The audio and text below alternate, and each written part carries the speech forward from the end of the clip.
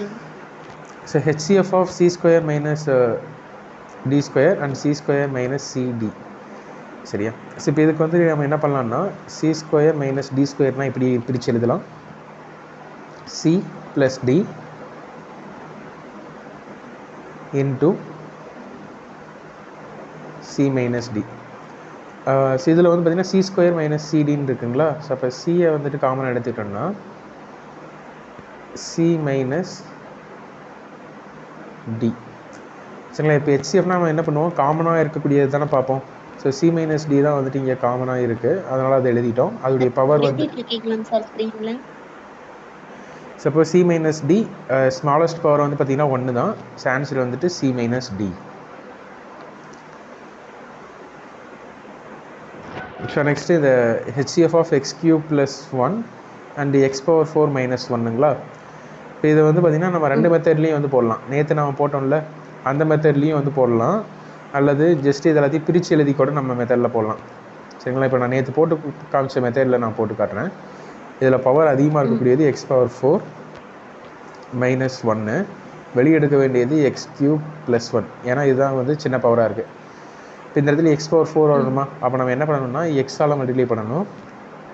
X power 4 plus x. சரியா? So minus மைனஸ்ன்னு மாற்றணும்னா இது cancel ஆகிரும். இப்போது மைனஸ் 1 மைனஸ் எக்ஸ். ஸோ இந்த மாதிரி வந்து வந்துடும். ஓகேவா? ஸோ இப்போ இதில் காமனாக இருக்கக்கூடியது என்ன, minus 1. So divided by minus 1 போட்டோம்னா 1 ப்ளஸ் எக்ஸு அல்லது எக்ஸ் ப்ளஸ் 1ன்னு எழுதிக்கலாம். சரிங்களா? இப்போ இதை வச்சு இதை எக்ஸ் கியூப் வந்துட்டு எக்ஸ் ப்ளஸ் 1 டிவைட் பண்ண முடியாது, அதனால் என்ன பண்ணிக்கலாம், அப்படியே மாற்றிக்கலாம். எக்ஸ் ப்ளஸ் 1 வெளியே எடுத்துக்கலாம்.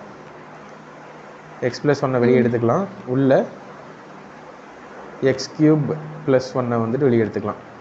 X cube plus 1. ஸோ இப்போ வந்துட்டு என்ன பண்ணணும், நம்ம எக்ஸ் ஸ்கொயரால் மல்டிப்ளை பண்ணணும். ஸோ எக்ஸ் ஸ்கொயர்னால் எக்ஸ் கியூப் ப்ளஸ்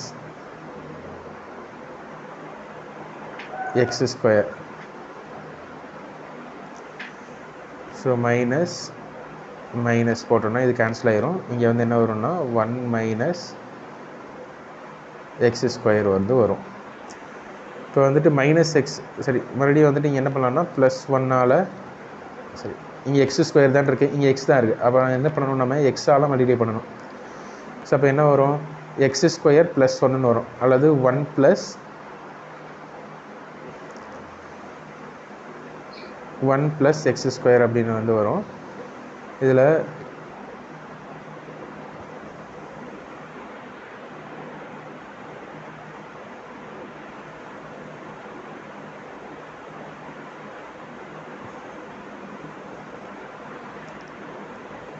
சரி நம்ம